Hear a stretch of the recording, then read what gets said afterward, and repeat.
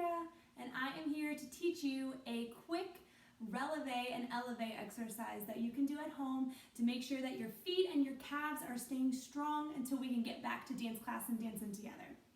So for this exercise, I found a ball. This is actually one of my dog's toys at home. So if you can find a ball or a tennis ball or even like a stuffed animal can work.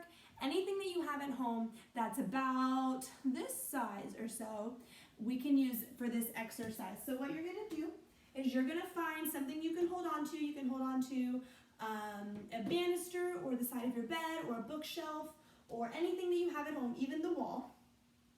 And you're gonna stand with your feet parallel right underneath your hips and shoulders in line. You're gonna take your ball or your toy or whatever you find, and you're gonna put it right on top of your ankles, right above your ankles, and you're gonna squeeze your legs together so that the ball stays put, okay? Then we're gonna practice our elevés. And if you remember, elevé means elevate, it means up and down. So when we do an elevé, we just go straight up and straight back down. Straight up and straight back down. That's different than a relevé. A relevé is when we plie first and then we spring up. So with your ball in place, we're going to do 8 elevés. Lift, 2, 3, 4, 5, 6, 7, and 8. Then you're going to hold it there and you're going to balance. You're going to put your arms in en avant. Hold it there, have a nice little balance, and then lower down. Now the idea is to make sure that your ball stays put.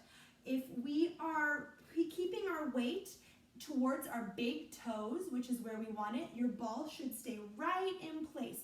But if we have our weight towards our pinky toes, which we don't want, like this, see what happens? Our ball falls out, and that is bad news. We don't want that. So make sure you keep your weight towards your big toes. As you lift up, you squeeze that ball tight so you know exactly that your relevés and your elevés are in the place that you want them. Now we can do 8 more of these. Then we take a little balance. This time our arms are going to go en haut and lower down, and then we're going to do the same thing all over again, but this time with relevé. So now we're going to plie and spring up. Plie and spring up. When you do that plie, you're going to make sure that your knees are going straight over your toes. What we don't want is for your knees to be too squeezed together. So you should have a little bit of space between your knees as you do these plies. So your knees are right on top of your toes, and then you spring up. Knees over your toes and spring up. And if you'll notice, I'm also thinking about my center and my core when I do this. I'm making sure I'm not arching my back, but I'm pulling my tummy muscles in tight, and I'm dropping my tailbone, and I'm keeping my knees straight and stretched. So I'm going straight down and straight up each time. So we'll do 8 of those. Then we'll do a balance and hold. Then we'll do 8 more, and then we'll do a balance with our arms up and en haut. When you balance there, make sure your shoulders are down, like you're wearing long, fancy earrings, and you want to show them off. If your shoulders are up, we can't see your earrings. Make sure that your ribs are closed so you can go and exhale to make sure your ribs are closed and they're not open, which pushes your weight backwards, which we don't like. And you're going to make sure your tummy's tight and your abs are working and your tailbone is dropped, springing up to a nice balance each time. You can get fancy and you can add different arms, whatever you want to do to practice your balances.